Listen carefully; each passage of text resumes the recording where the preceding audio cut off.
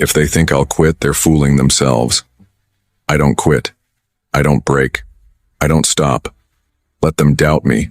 That only fuels me. Every time they think I'm done, I'll show them I'm just getting started. Psalms 23 verse 5. Don't prepare a table before me in the presence of my enemies. God not gonna make you win in front of the wall of them.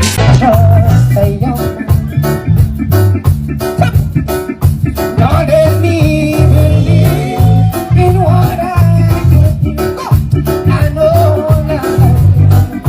Oh no, baby, just show me the truth. And I am to climb. And Lord, for myself, just teach me to think. One day. Oh, now let me sing to other people. One day, go. See Jesus. That's all about my sin. Lord, give me the strength to do everything that I have to. Oh, no, no. Yeah. Sing yesterday. And tomorrow, baby, oh no, yeah. And Lord, for myself, just teach me to take one day. No, no, no, no, no, come on. So do you remember when you walk home? Lord Jesus, you know, you looked on below and raised our name. Oh, no, you feel and push me. I said, if I let you and Lord, for myself, just teach me to do one day.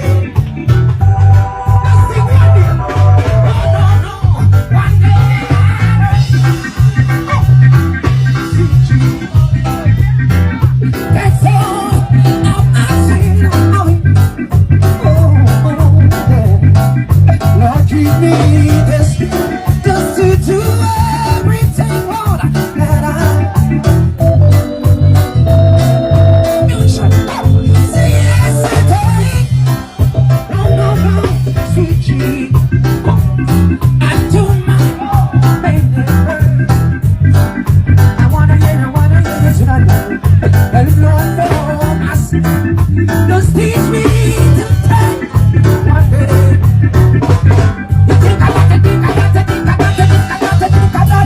Wanna deal with viewers and subscribers. And that's what go on. The shameless Governor General. Me thinking did sick, but him find strength to come swear in one thief. The Governor General did appear like he's sick, all of a sudden get strength to come swearing in thief in friend. Then me hear big nose thief in Andrew. Yeah, it said thief in boy from 56 Cumberland Road. The wannabe Prime Minister with the Governor General swearing. The Governor General swearing one thief. The Governor General should be ashamed of himself. Governor General, you should be ashamed of yourself for swearing one the number one thief in Jamaica. We're under investigation and case referred to the FID. This is the guy the Governor General is swearing. Me think you did sick. I'm sorry say you never did sick. I'm sorry say you never sick in a bed. You should have in a bed lie down and can't come out. Because you come out, come put Jamaica in a bandage again. Boy, you're swearing, the thief in friend. Boy, you're not easy. But Andrew, as the prophet say, your position will be taken and given to another. And you prophesy upon your own self, say your ambition is to be a politician. And your destiny to get assassinated by one of many enemies. So my viewers and subscribers, we just go sit back and watch Andrew Wellness own a prophecy come back, come haunt him. Because he won't last, You won't last. The media in Jamaica have some shit in a plate. The church, most of the church have some shit in a plate. The people, like the whole of Jamaica is just a big toilet. Just one big toilet. How can the nation sit down all them shit in a plate, journalists? And people for retire run with these local media when they come, when they street show. When they road show, we don't know if it turn up, we don't know if make them have road show and them alone and then chuck the day. Till them have to go back. We don't know if we support these local radio stations, these TV stations. And they run with these shit in a plate. All of them giant hand with the thief in boy from 56 Cumberland Road for enslaving, you know. But all the time will tell. All it. When I look on this, I'm at half when I look on the phone. See Theif in Crow, yeah? Yeah, these are the Theif in Crow. The family, the Theif in family. Look on them. Anyway, remember, I'm going to go to court next month for thief with tax. Can I believe this motherfucker? Yeah? The Prime Minister boy with the Governor General swearing I go to court next month for thief with money. Eh? For thief with money, thief charity money and thief land. Jesus mercy, Jamaica, hey. You see labor right them, I want to not suffer and dead like a dog. You see if you're labor right, don't talk to me, go suck your mama. Just know say me not like you. So even if me used to talk before, just know say right as me draw the line. So just know say find your labor right, just hold and suck your mother. Anyway, I'm gonna listen to this. Morning, Mr. Chairman. Thank you very much for the kind welcome. I need to make an apology on behalf of Mrs. Monroe Ellis, who happens to be on a work assignment overseas. It's something that had been rescheduled because of an earlier date that had been agreed for this meeting. And when our meeting date was changed, she had to reschedule for yesterday, where she was going. And she's returning today, but not in time for us to have her here. I want to introduce the members of the commission who are present, the other members, Mr. Justice Hibbert, Mr. Eric Crawford, and Mr. Wayne Powell sitting behind. And of course, there is the executive director, Mr. Christie, and the other directors. Now, before introducing the report, which we have already sent, Mr. Chairman, I'd just like to say that the commissioners have noted over the past couple of years that remarks have been made that the commission is partisan and that the commission, that there is malice in its operations. I'd just like to point out that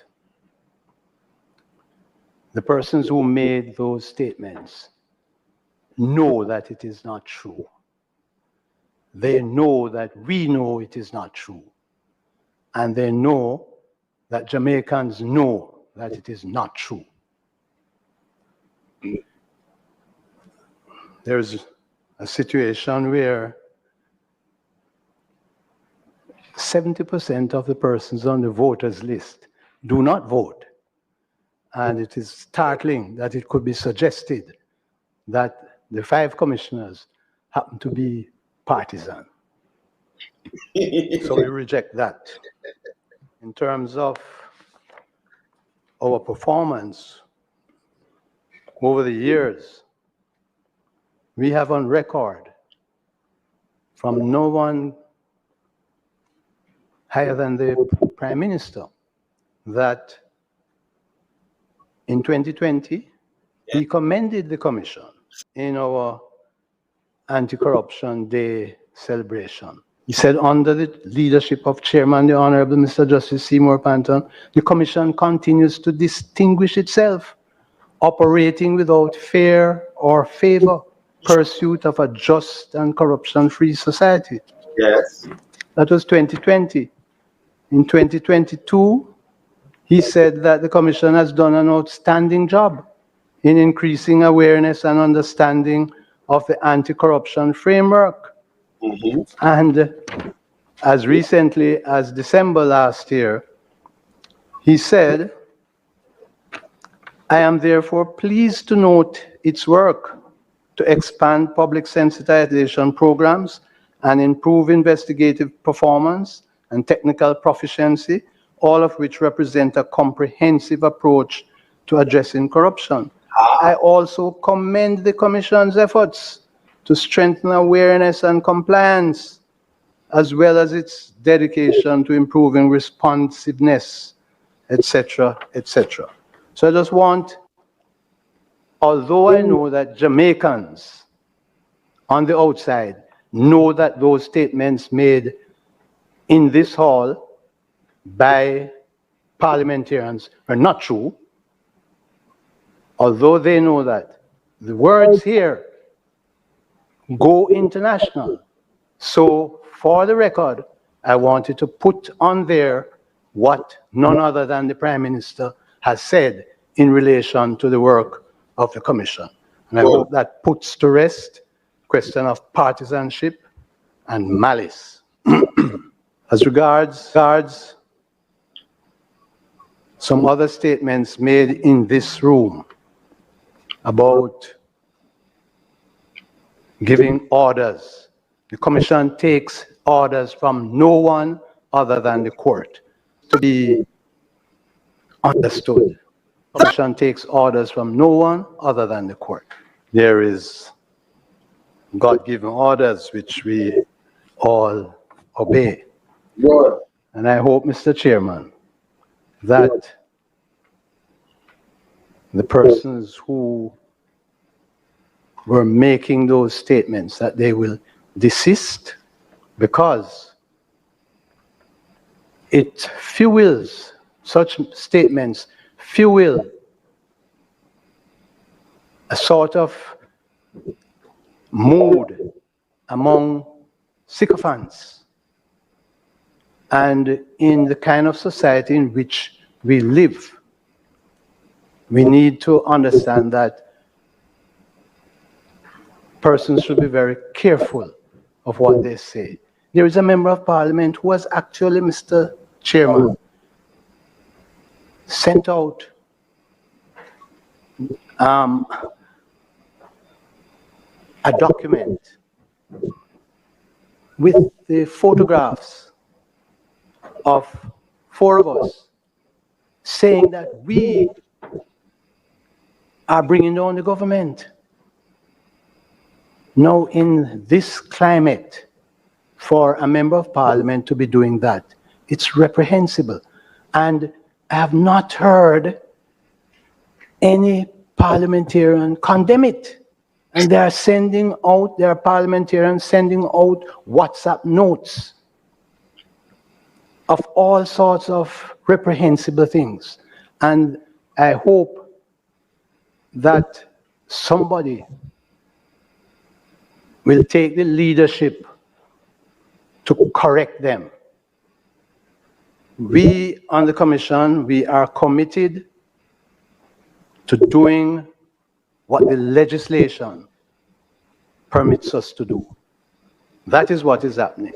And it is not fair for the employees to be set in a stage where they can be set upon. So I trust that folks will realize that the reports that we send from the Integrity Commission, they are reports of facts, factual statements in the reports. Of course, there are recommendations attached to the reports which the law allows. The law says that the Director of Investigation may make recommendations. The recommendations that are made, the Parliament need not follow them. In fact, the Parliament in Jamaica has a history of recommendations being made by people who make reports, commission of inquiry, and the recommendations are ignored. So we understand that.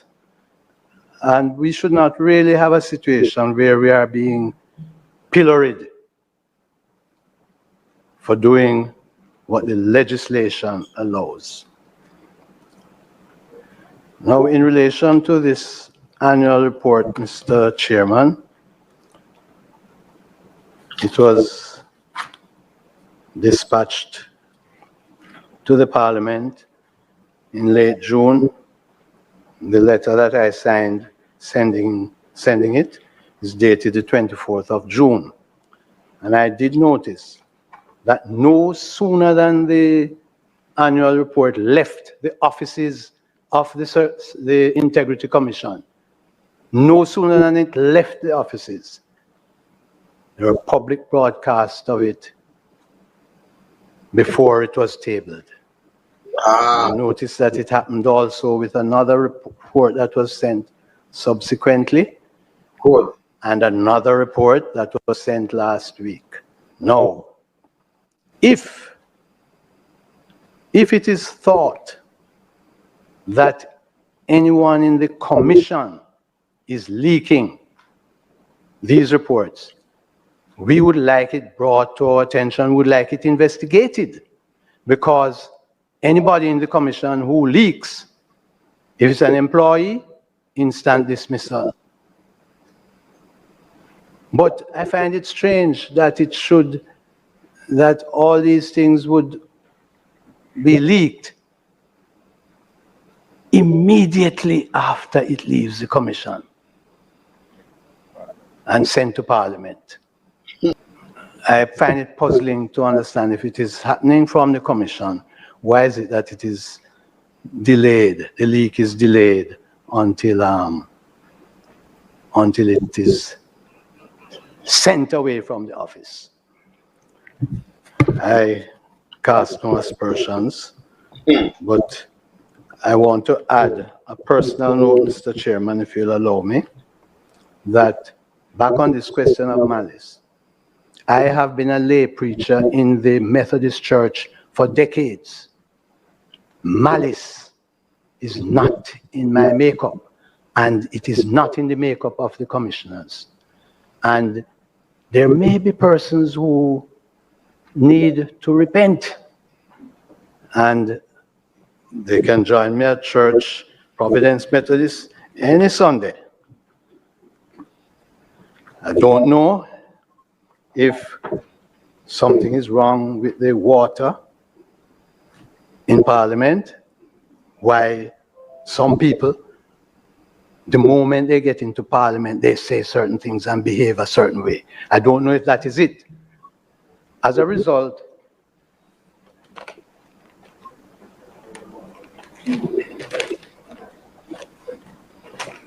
I decided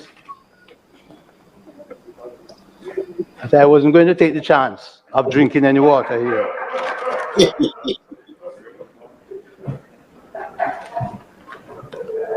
Another feature, Mr. Chairman, which I'm very serious about, is that because of what has been happening, I personally intend to see if I can meet with Senator Longmore, Doctor, to have a word with her, because it may well be that she needs to have a word with some members of the House. And so I present to you, Mr. Chairman, the 6th annual report, which has been compiled in keeping with the law. The law. Sorry, Mr. Chairman, not to interrupt you on the flow of your eloquence, and indeed the wonderful parliamentary theatrics that we saw a while ago with the holy water. which you brought. But a member is showing an interest in making, no. I'm sorry, then.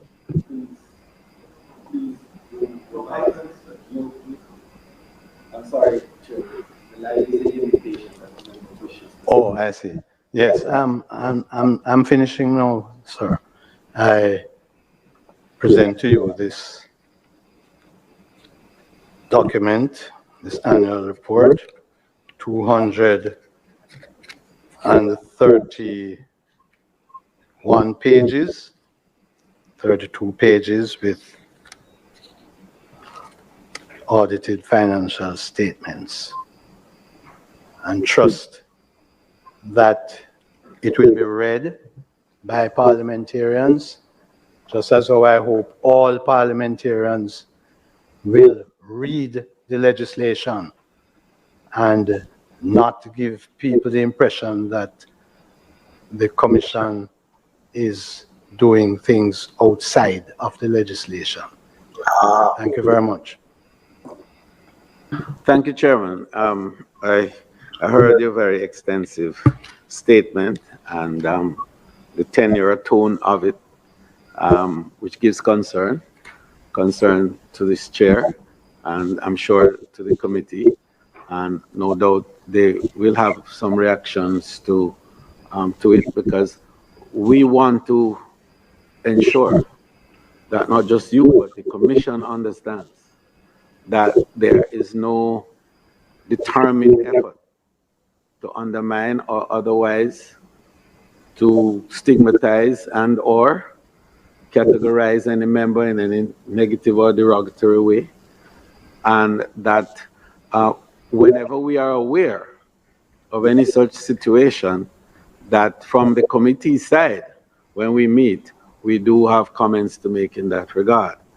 The purpose of this meeting here today in particular is to further state the point of how symbiotic the relationship has to be between the Parliament and the Commission. We are established to enable a better and stronger working relationship and to remove all the doubts and shadows that may appear or seem to appear over either the Commission itself or the Parliament and parliamentarians. That is the purpose in the end. And so we are concerned to hear the things that you have said.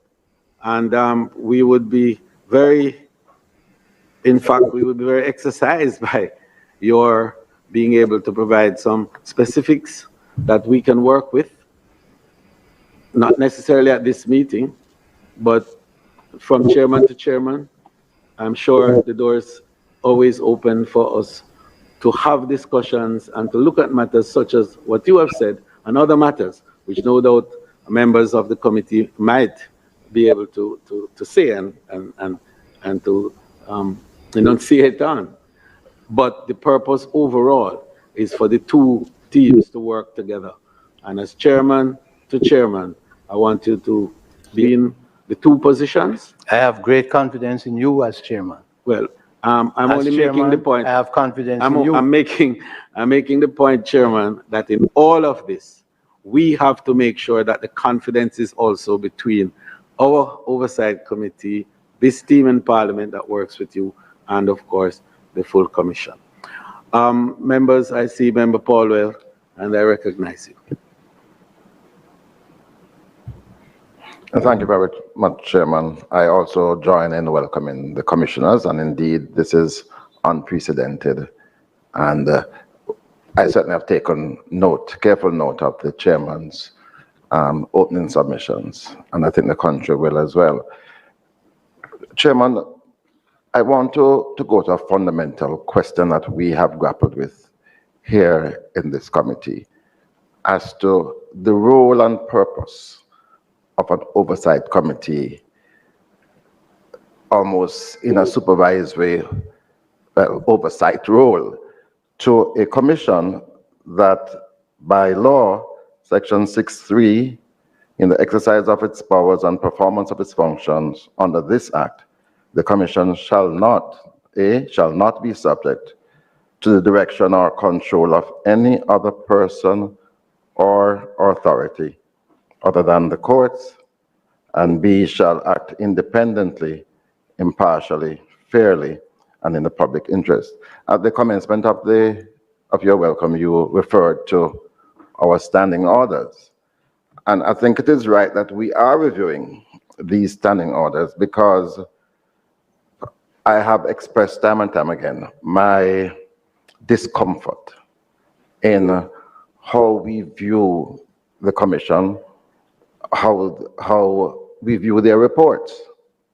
And perhaps we could get a view from the commissioners today about that.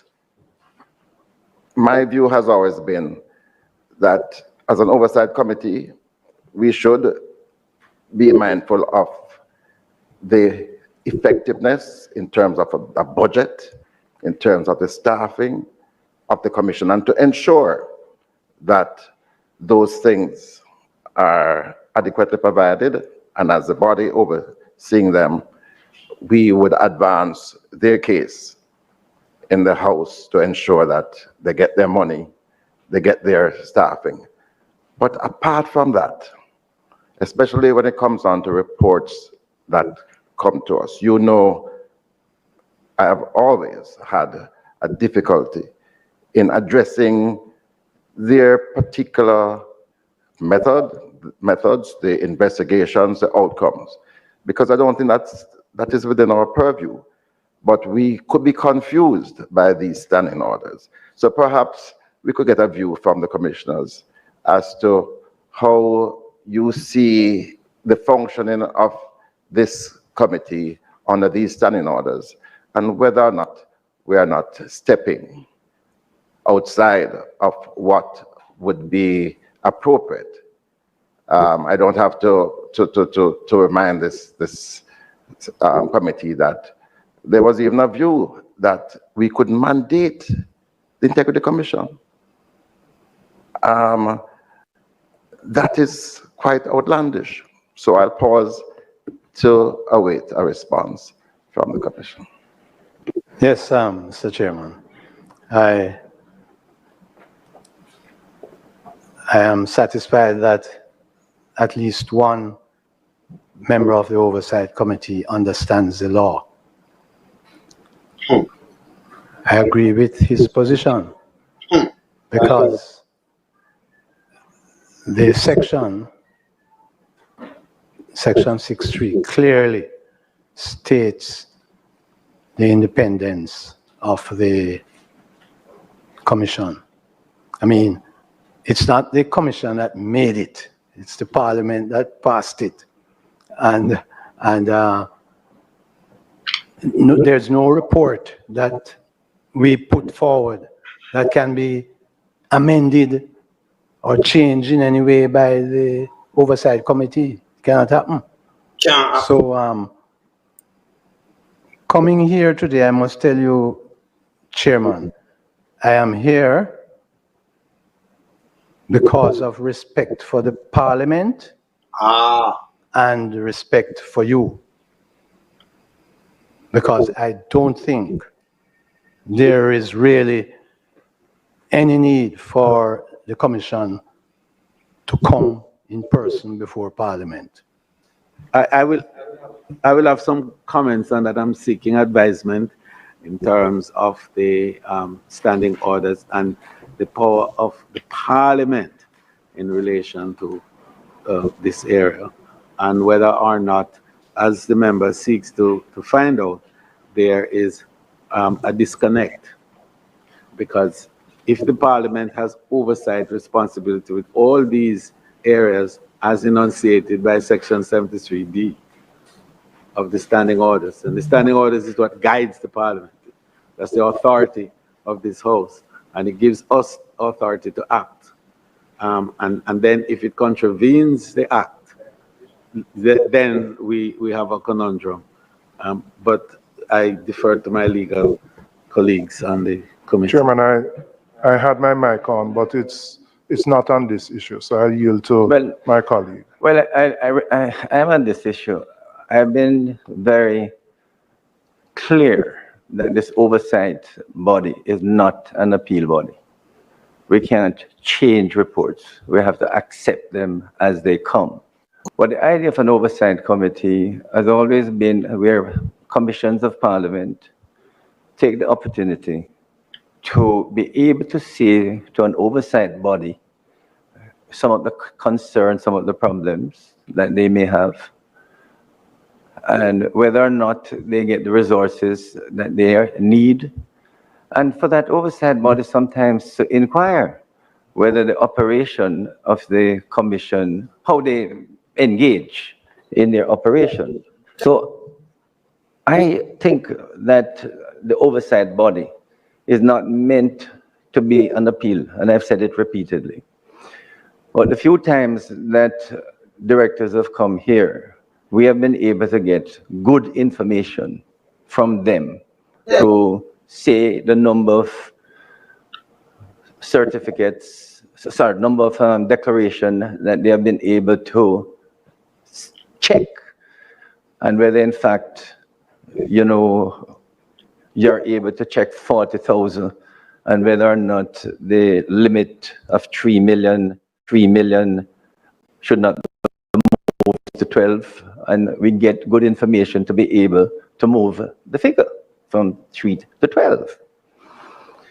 So this oversight body, Chairman, has the opportunity to even ask the commissioners, since 2018, has this government provided the resources you need to perform your duties and operation? So that up to the fiscal year last year, I was able to ask, you got approximately 1.5 billion. Was that sufficient? I got the impression it was sufficient. This year, it was increased to 1.8 billion. And in fact, you have requested more in your supplementary, in the supplementary budget. You're likely to get 2 billion in this fiscal year. So that, is there anywhere, commissioners or directors, that you have asked for resources that the government has not provided? And in all sincerity, one of the questions I would like to ask, for the last 6 years, you have got in excess of $8 billion. How many reports have you done?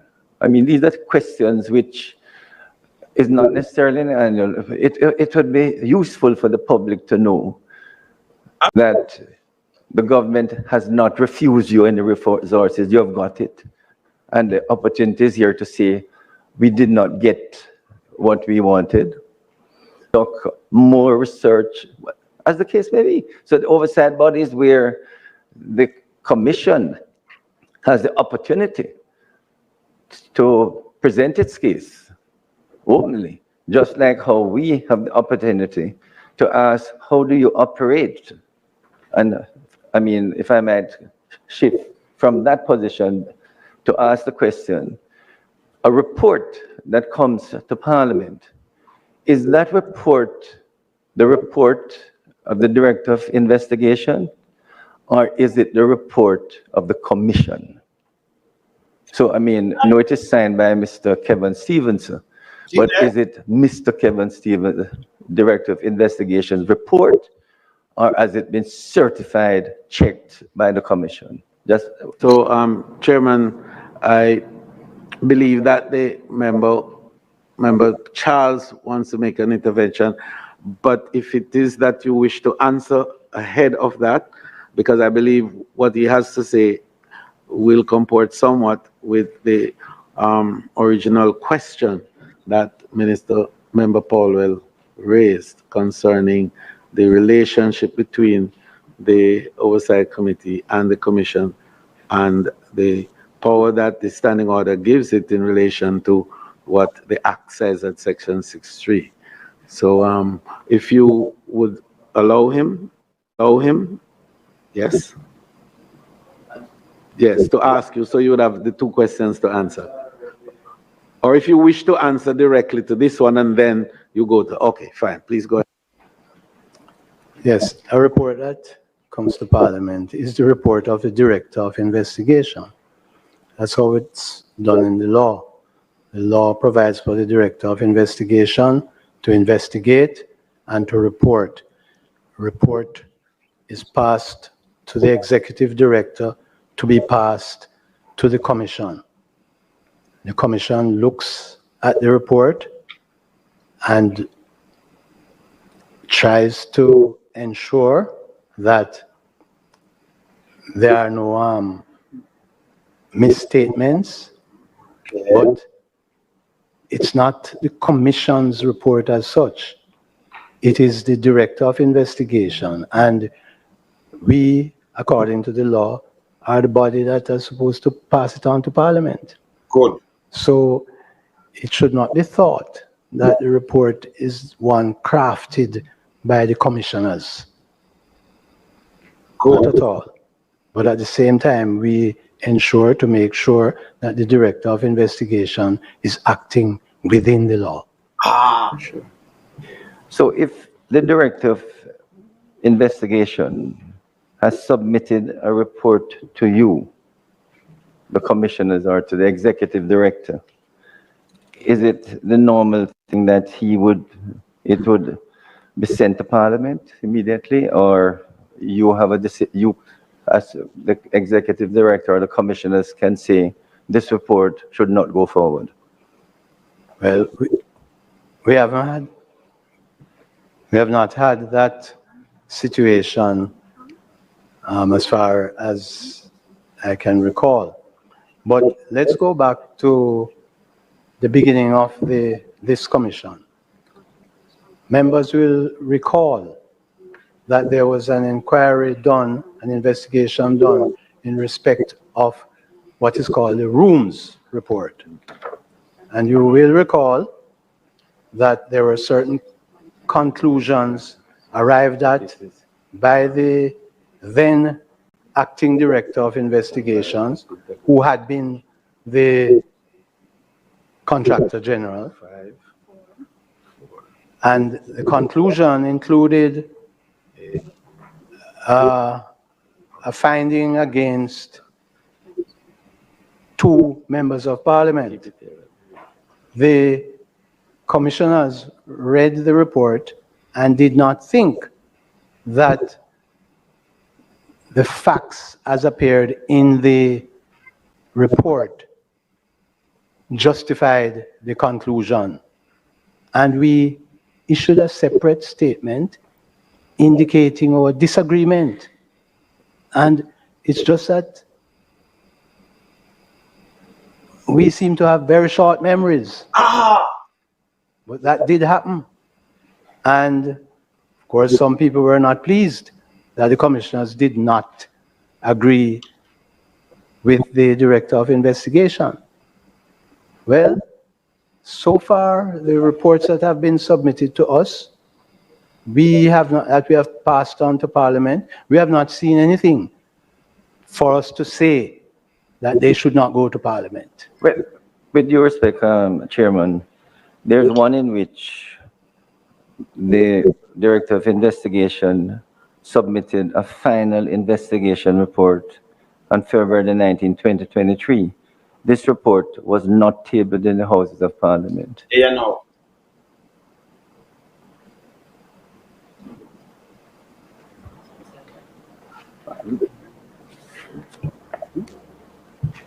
I mean, this is coming from a report you sent to us. So that last. Yes.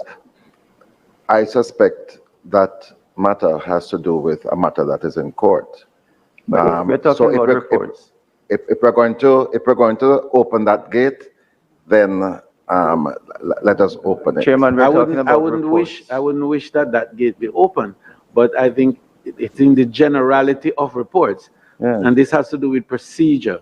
It doesn't really have to do with the specifics of a report, but rather it is procedural. We understand the sub judice rules. Okay. The Director can answer. Yeah. He can answer.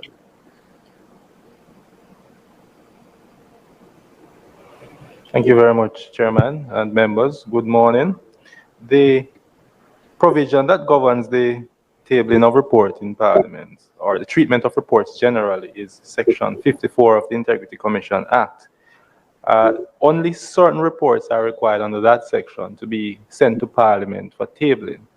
So, for example, if during the course of the investigation, the Director of Investigation is of the view that there is insufficient evidence to continue the investigation, what happens is that the Director will terminate the investigation and issue findings to the Commission. That report is not tabled.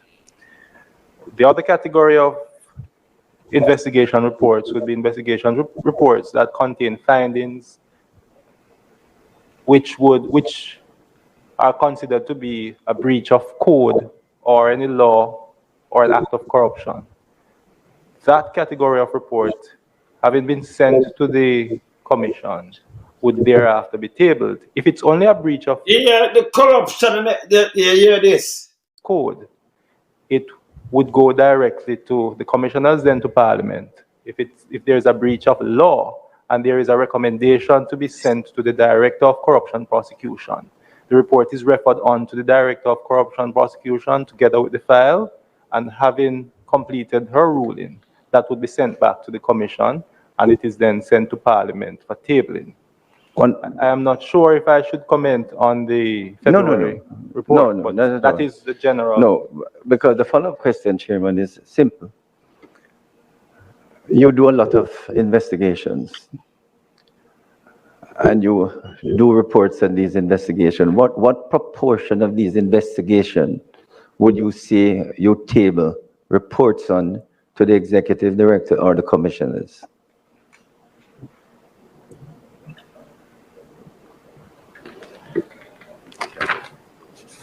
If you give me a second, Chairman. In the annual report itself, there is statistics on all the matters that have been referred to me during the course of my tenure at the Commission.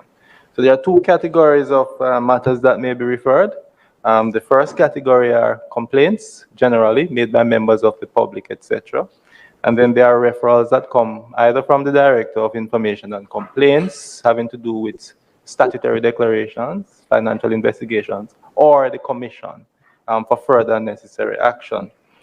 So far, in terms of complaints, between 2018 and 2024, there were 246 such matters. You can find that at page 58 of the annual report for the year 2023-2024, financial year 23-24.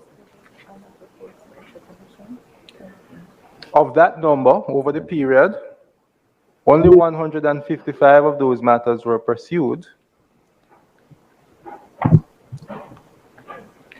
12 of those matters were referred to the Director of Corruption Prosecution.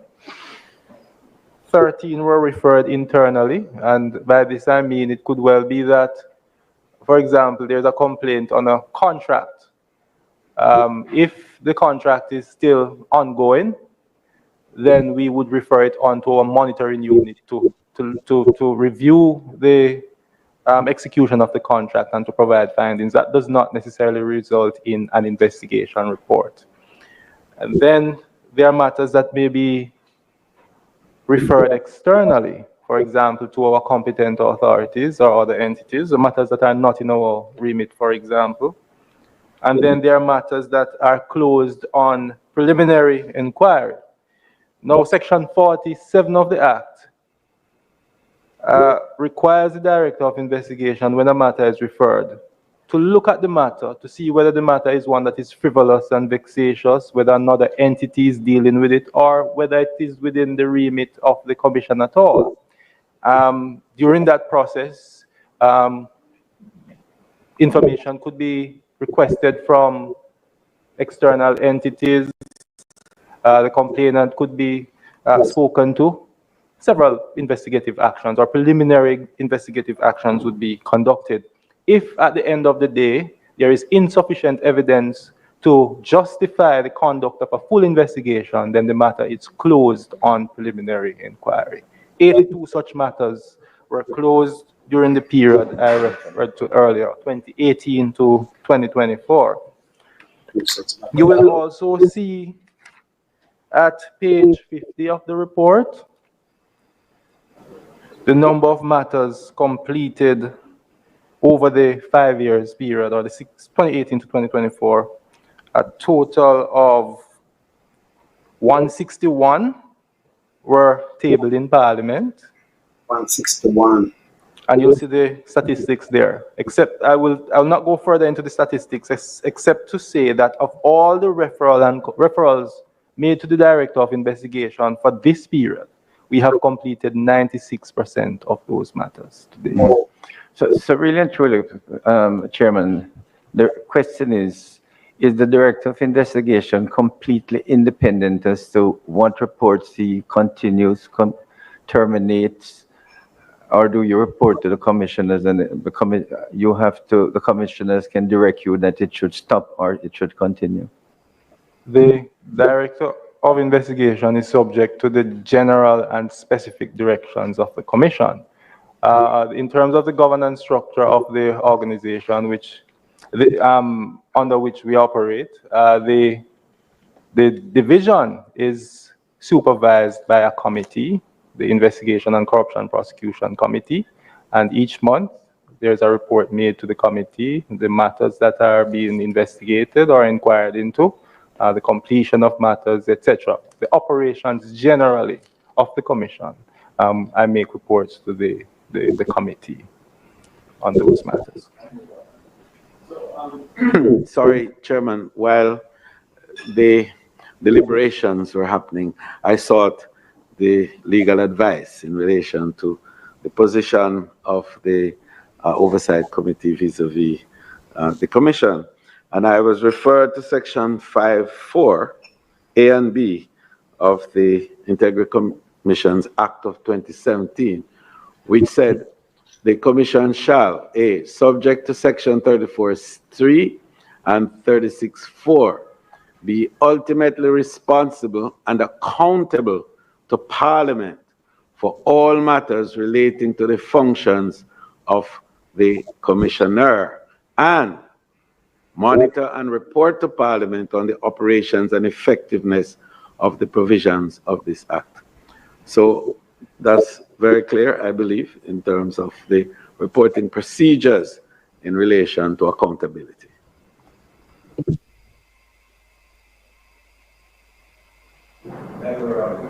Morning and welcome to the Commission and the team. I have 3 questions.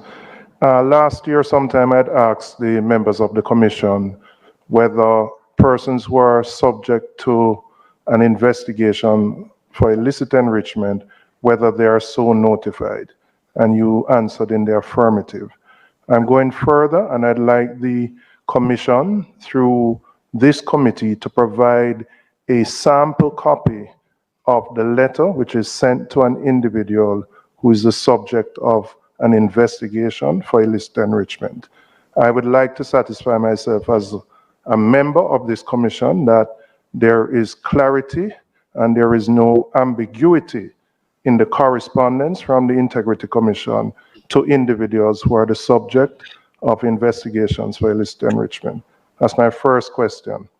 My second question, which may be directed to the Director of Investigations, I'd like to know what percentage of investigations undertaken by the Integrity Commission are referred to third-party bodies, units, for further investigation, and what factors are used to determine those referrals to those third-party bodies.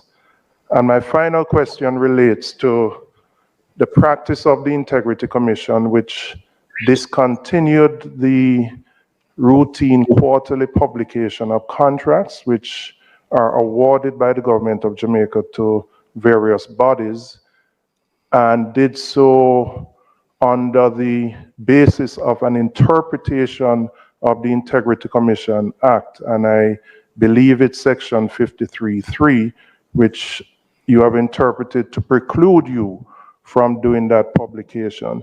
I'd like to know whether the Integrity Commission is open to seeking an independent legal opinion on that particular provision, and whether you would do so from the Attorney General's chambers. I personally don't support your interpretation, and I know for sure it was not the intention of the crafters of that particular clause for it to preclude something which is in the general interest of transparency and openness. So those are my 3 questions, Chairman.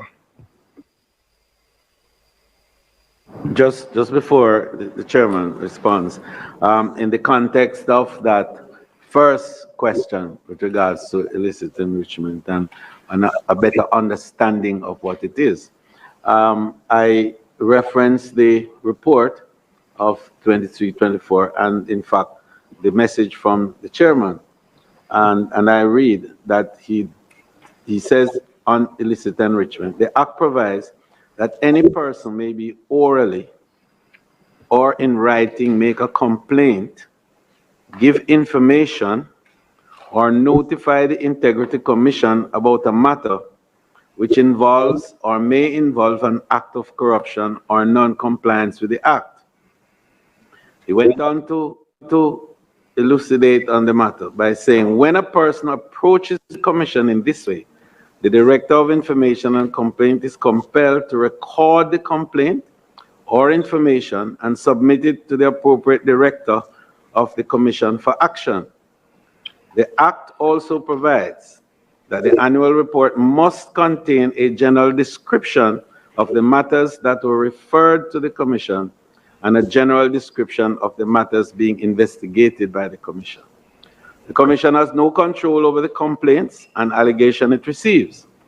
It must, however, investigate them and make a note of the fact of the receipt and the investigation in the annual report.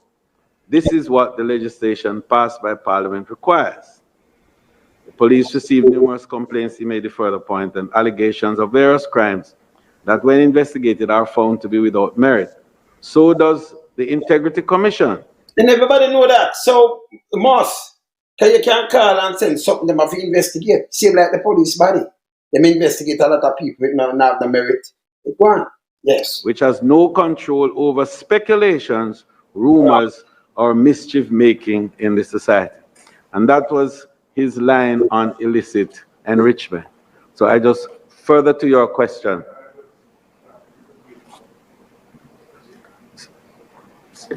So essentially what we're saying then is it that the illicit enrichment is these complaints which you get? No. No. But it's important, I think, because in giving clarity to the whole process, and this is from the chairman, it's very important for us to take note of this. Yes. If you allow me, Chairman, what you said is valid, but it's not what I'm asking, and I don't want it to be confused. We accept that any individual can make a complaint. I'm not going there. I'm going where you initiate an investigation. Yes. I want to know the text of the correspondence sent to the individual, because I need to satisfy myself that the individual is clear about what he or she is being investigated for. That's where I am going, not whether Tom, Dick, or Harry send a complaint and whether it rises to the level of whether it meets the evidentiary bar to be investigated. It is when you commence and what you say to the individual once you commence. Oh, I hear you, and I hear you well. But I read this piece because it gives a background to what could constitute the investigation, so that the public understands clearly that the investigation may not be that the persons are guilty of anything. No. Unfortunately, that's the sense that the public gets once it is out there. Until that point of view, it's clear. And I think the chairman was very clear on it in his report, and it bears repetition. Proceed with the answer. Thank you very much, Chairman. On the first point, the first question, whether a person who is being investigated for illicit enrichment is notified by the commission and you want to know the exact text of the notification. Yes. Now, when a matter is referred on to the Director of Investigation for investigation, for example, illicit enrichment, it is the practice, as I recall it, of the Director of Information and Complaints that he advises the declarant that the matter is being referred. My recollection, and you may correct me if I'm wrong, the letter does not say that you are being investigated for illicit enrichment. Listen. And he says that I am correct. Now, when the matter comes to the Director of Investigation, that matter has to be assessed. Thank you. There has to be investigation into the matter before the declarant can be advised that they are being investigated for illicit enrichment. Because the Director of Information and Complaints doesn't necessarily go in depth with the matter. For me to, at the start, indicate to the person that you are being investigated for illicit enrichment might be a little bit premature because of what the legislation requires, Section 14.5 of the Corruption Prevention Act. So there is preliminary investigation or in-depth investigation. Now, I would also send a letter to the person once I receive the matter to say that this matter has been referred to me. I will not necessarily say that you are being investigated for illicit enrichment for the same reason I mentioned earlier at that early stage. Now, once there is sufficient evidence that this person owns assets disproportionate to their lawful earnings, or there is some evidence of it, some indication, a notice is sent to the person. At the head of the notice, I don't have it in front of me now, there it states what section of what legislation the notice is being sent under, and then it would be Section 48 and Section 14.5. And the words illicit enrichment are also in the header of the notice. Now, if I may read for you. So when you hear these people, someone is no. So I read something and I tell you where, because I like you call and them just tell you this. Them are investigate, and when them see a thing and say, oh, you're 9 million now, you're this, but you have this and that, and them are investigated for these things. The letter with them send it, I tell you, and him know. Him know. Yes. Maybe 2 paragraphs from the notice itself. It says, take notice that the Integrity Commission is investigating the statutory declaration submitted by you for the year so and so to determine, among other things, whether there are reasonable grounds to suspect that you have contravened Section 14.5, which is the section that deals with illicit enrichment of the Corruption Prevention Act. And if there are any other legislation that we're looking at the person under, then we'll also state that in this case, if there was Section 43.2 of the Integrity Commission Act or any other enactment, and whether recommendations ought to be made hereinafter the investigation. The second paragraph is important. Take further notice that the Commission, from the proceeds of its investigations so far, has determined that you own assets disproportionate to your lawful earnings, insofar as have been declared by you. Consequent on the foregoing, you are invited to attend on the commission, and we say what the address is, and the date and time, to be interviewed for the purpose of providing an explanation to the Director of Investigation, or his designate for the purpose of answering questions concerning the investigation. And then the notice goes into the areas that will be covered.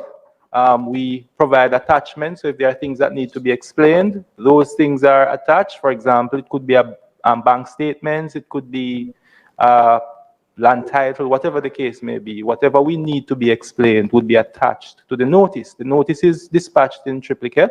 One of the copies would be endorsed by the declarant as having been served on them, and that is returned to the commission. Okay. So that is how they are advised that they...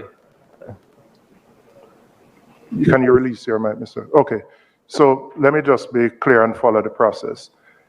if I'm being investigated, Mr. Beresford would indicate to me that he's referring a matter to you, but he doesn't state the nature of it. You would then write to me to say a matter has been referred to you in relation to me, but at that stage you don't include the specific nature of your investigation. Once you have done your due diligence and weighed the evidence, and you have come to a conclusion that you should commence an investigation, you then write that what I would receive my third correspondence as a declarant then. The first from Mr. Beresford to say you have referred to you. The second from you to confirm that you are in receipt of a referral. And then the third, that having done your preliminary checks, you are now commencing this investigation and you are calling on me to answer these specific allegations or charges. Is that correct? Correct in every respect, except to say that at that stage we are not commencing the investigation. Well, not we are commencing. continuing with the investigation to explain assets that we find to be disproportionate to your lawful earnings. Same principle would apply whether it's an investigation for another matter. So, for example, failure to declare particular assets, etc. The same principle in terms of the process applies, where Mr. Beresford indicates to the declarant that a matter has been referred to you, you acknowledge, and then once you get to a stage where you believe they're sufficient, then you write to the declarant. Is that correct? Not in all cases. Okay. Because the illicit enrichment matters are peculiar, it requires that the declarant explain the source of funds for the assets. So it is not done in the very same way, but there may be a time during the course of the investigation that the declarant would be called in to answer questions, for example, under caution, after having collected the evidence and we are satisfied that there is sufficient there to arouse our suspicion that an offense has been committed. Then we would call them in at that stage. But each investigation, of course, will turn on their facts.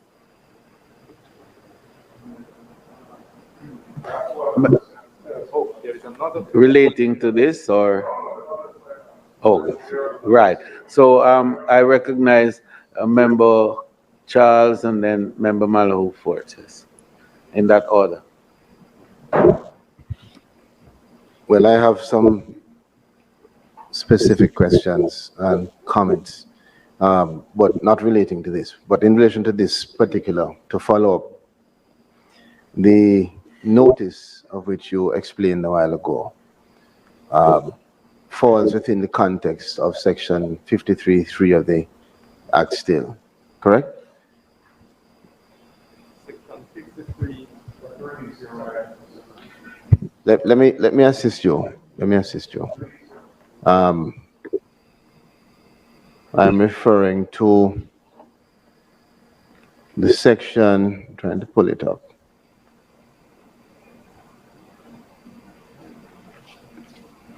That appears to restrict public commentary on matters before they are tabled in the Parliament. Such a notice provided to anyone. If Julian Robinson, as a member of the Parliament, were to receive such a notice, as explained a while ago, regarding illicit enrichment, you, Director, would still expect that it would be treated within section 53, subsection 3 of the Act, and that would not be then part of what would be public knowledge until it is tabled in Parliament. Yes, indeed. The notice, having received the notice, the declarant is, or anybody else who comes into contact with the notice, should not breach section 53 by announcing that there is an investigation. And you may refer to section 56, that is even more restrictive than section 53, that requires that all information in relation to complaints, statutory declaration, any matter before the Commission be kept strictly secret and confidential by members of the Commission, staff, as well as anybody who has an official function in relation to the Integrity Commission Act. I paraphrase, so you'd have to check the section 56 for the wording. No, I want to thank you for that clarification, because I think that a lot of individuals in our society perhaps had a misunderstanding of the parameters within which one ought to operate in those kind of matters, particularly the matter as raised by Member Robinson. So you say 53.3 is followed by section 56 regarding the confidentiality of these matters prior to tabling. I have some other questions, Chairman, but I don't want to jump over. Mrs. Malou-Fort had a... Before you go to the next, Mrs. I'm seeing that Member Malou-Fort is not quite ready. I just want to ensure that my other two questions are answered. The one related to the percentage of investigations that are referred to third parties and the rationale for that, and then in relation to the decision not to publish contracts and whether the Integrity Commission is open to independent legal advice on that particular provision, and to ask the specific provision in the Integrity Commission Act that the Integrity Commission has relied on to support its decision.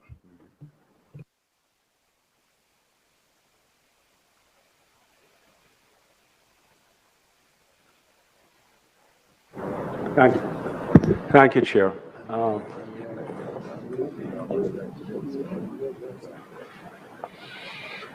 Thank you, Mr. Chairman, and committee members. We are happy to be here and to answer your questions. There is two matters I want to address. Member Chuck made a comment about reports being sent by the Director of Investigation to the Commission or to the Executive Director. The Executive Director has no substantive function when it comes to investigation reports. It's merely procedural. And the process is governed by Section 54(1) of the Integrity Commission Act, and I'll just read it. And it's important so that we can bring clarity to this thing, because I've also seen it on social media. The ED has absolutely no role to play when it comes to investigations. It says, on completion of an investigation, the Director of Investigation shall prepare and submit to the Commission, not to me, to the Commission, through the Executive Director, a report of his findings and recommendations. So it merely comes through me. And for clarity and for full understanding, we can tell you what the process is. The Director of Investigation sends me the report. It's password protected in case it gets somewhere, but it comes to me by electronic means. Once I receive it, literally within minutes, and this applies to all the reports I've gotten over the past nearly 5 years, I send it to all 5 commissioners by email. And then via another means, which I will not disclose, I send the password. And that's all I do. He sends to me, and I send to all the commissioners, and I copy him so that he knows that it has been sent to the commissioners. And he would have provided me with the password by another means, and I will send that password to the commissioners. That's all I do. And then once the commissioners decide, in keeping with Section 54(4), that the report should be tabled into Parliament, they instruct me to proceed. And then the cover letters that you see, which accompany the investigation reports, I sign on behalf of the Commission. That's it.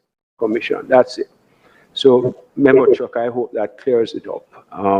So it's not that it comes to me or the Commission. It's always going to the Commission, but through me. The third question that Member Robbins asked, I can address that.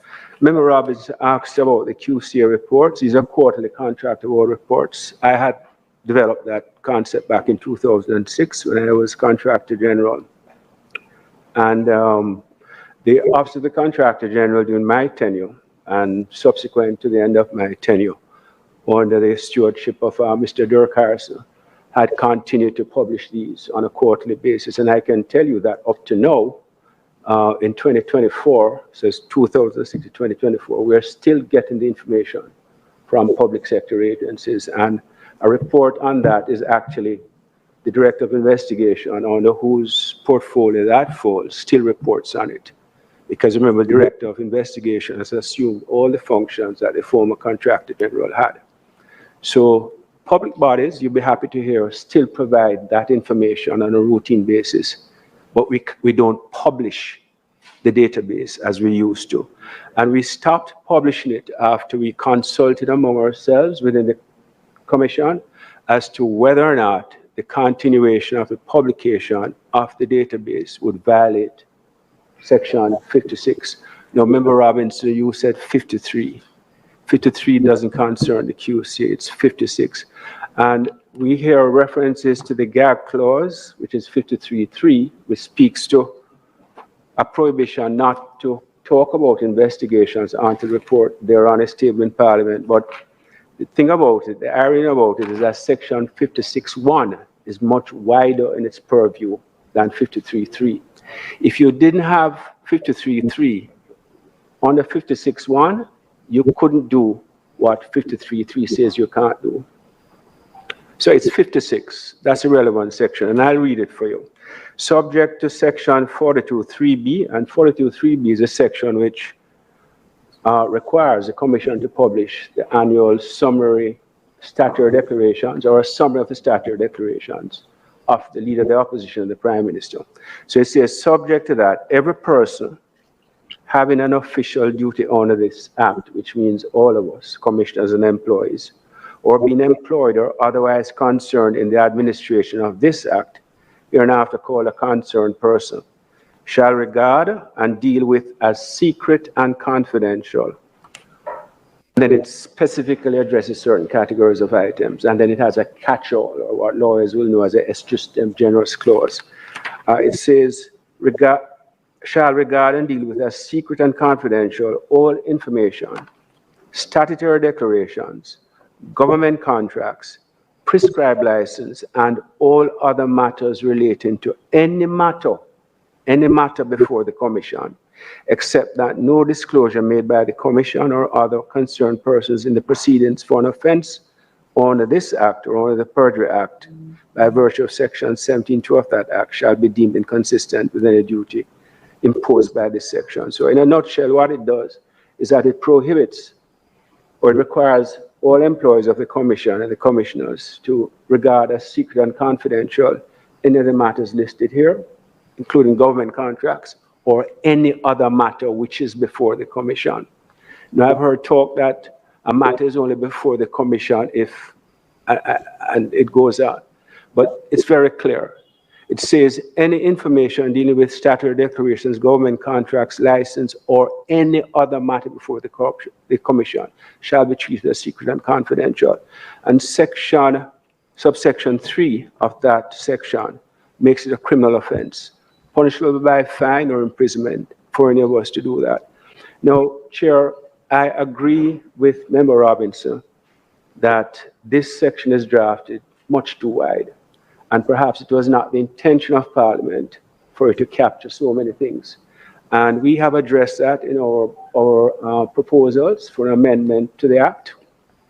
And so we share your position on that, because a lot of things about this provision runs contrary to Jamaica's treaty obligations on the United Nations Convention against Corruption, and also the Inter-American Convention Against Corruption, which spawned our Corruption Prevention Act.